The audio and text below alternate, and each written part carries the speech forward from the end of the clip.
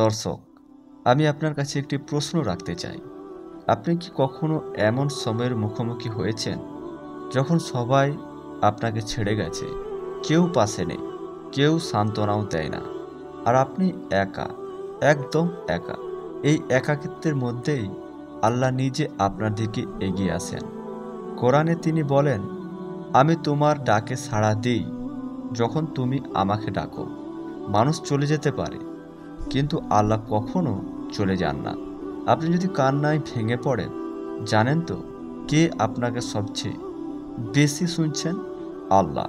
তিনি আছেন খুব কাছে, এমনকি আপনার অন্তরের চেয়েও কাছাকাছি। আপনি কি কখনো এমন একাকিত্বের মুহূর্তে আল্লাহর উপস্থিতি অনুভব করেছেন?